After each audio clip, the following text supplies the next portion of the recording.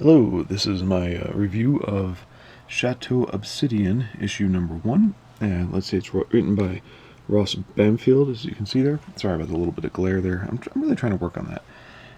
Also, I have a little trouble with the autofocus on this, I just discovered. But all the elements you need for the story are here in the cover. This is a good cover. So we get to meet all these characters. We don't get her name, but we get names for almost everybody else. And these two dudes, we don't get their name either. Let's see, and there's a variant cover which also, different focus here. So instead of the group up at the front, instead we just have her, and she is there again with all the elements, all the different people. So these are pretty well thought out covers. These are like little movie posters. I think they're well done. This was intended to be a graphic novel. The ending is really just a twist that prepares you to want issue 2, and it worked. I thought it was well put together. And so issue 1 here, it still looks like it was you can still tell it was kind of intended as a graphic novel, but the whole book then functions to give you scenes that add up to the different things that are gonna play together that become parts of the story. His opening page is an ad that's in world. So this is a vintage wine from 2650. The ship in question has a vineyard on it, and Chateau Obsidian is a reference to one of the vineyards on that ship. He starts this book with an overture to the entire story itself, which is kind of neat. I think it's an okay way to write. We have a framing device here of people meeting in a diner and them talking, and this guy will be the narrator, and they are talking over, whatever, and this guy says, "Hey, have you ever heard about this thing?" Now, this bigger story, the 6 or whatever issues it's going to be, it takes place in 2 time frames several hundred years apart. I think like 700, but this is later in the story, and he is saying, "Have you heard about thus and so?" The ship is called the Mayflower, and he's referring to the Mayflower and saying he knows of a woman who is on the Mayflower, and she is going to be fighting a battle. This was all made necessary because of things that happened in prior, and her fate was decided hundreds of years earlier. A young man had a dream of leaving the ship, and he gives a little overview of hundreds of years earlier. Now these 2 characters are from the earlier time frame. It basically says leaving the ship and taking care of the woman he loves, blah blah blah.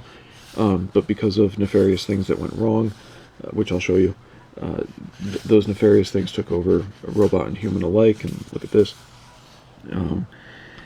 So investigating her, the woman he loves, investigating her disappearance, the young man uncovered from beneath the Mayflower's shining pretense of order a monstrous chaos lying in wait, and terror beyond his imagination. And then it says down here, so he followed. He went with the terror. Whatever this is. So, then the overture ends with saying that he traveled through thought itself to try and find the woman he loved. Very romantic. Okay, fine. And then it says, let's start at the beginning. So these 2 guys are tourists. They're taking a ferry over to the Mayflower while it's still in our solar system, as opposed to God knows where else. They're tourists who are winos. I mean, they're really into wine. So, and then scene change, and we're shown that behind the scenes there are, sort of, how do I say it? Corporate dark things going on, including some kind of experimentation. This guy's the boss. Oh, sorry. This guy's the boss. And here is somebody who came out of the experiment and is obviously not doing well. Now, one thing I'll say about the art in this, I'm fine with it, especially for a sci-fi and tech side of things. It works really well. He has his own distinctive style for making faces, and so with a mild exception, a couple of his males do resemble each other just slightly, but for the most part, everybody is themselves throughout the book. But we see that on the Mayflower, there are these experiments going on. It looks pretty dark. So there's a scene change again, and now in this scene we're being introduced to the heroine. So Sarah is her name, and she's a cop. And this scene is to introduce her for what she normally does in terms of catching a criminal. Now this criminal is named Gerald Edward Blake. So we're given a name, and she controls these little drones. We're given a name, but I don't know if that's the same Edward as Edwin, who shows up later. It may not be. So, that's not made clear. That'll come out in issue 2 or 3 or 4 or wherever. So she's got a date tonight, etc. And with that date, she's going to go off and have her date, and we change scenes again. Now, at this point, it feels a little bit like we're just being given a lot of information, sort of world building all over. So we have the overture, we have We're told what the Mayflower is. There's a lot of world building there. There's something nefarious going on, like a corporation on the Mayflower, and now we're being given a character. So, where's really the story? Well, now we're being given another character, but these tie together. So so we see these two winos whom we already know, and there's this little yellow guy in the background, and as we proceed, his job, I probably wasn't showing you, his job is just to be the mascot that then tourists get their picture taken with. This is his camera named Iris. That's funny. And he's doing his job, and then we move into the narration being his thoughts rather than a disembodied third-party narrator. He describes his day. The layout here actually works really well. You can read it around either direction, but just go from one corner to the other corner and you're good. And he's having a very busy day, etc. We get to know him actually really well. So I like how Ross Bampfylde, the author, has put together showing us character rather than just telling us who people are, even though a lot of this is world building. So that's a good mark there.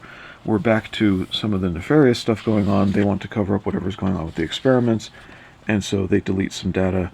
Our two main characters go through their date and whatnot, and he finds out that his data from the photographs he was taking, that's the way he makes his money, is selling photographs to tourists.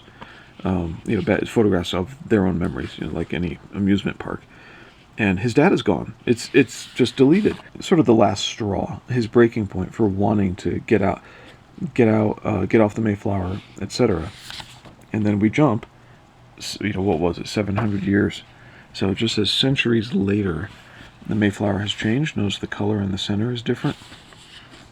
And it is now overtaken by pirates, captained by Captain, I think pirates, but Captain Featherstone is here.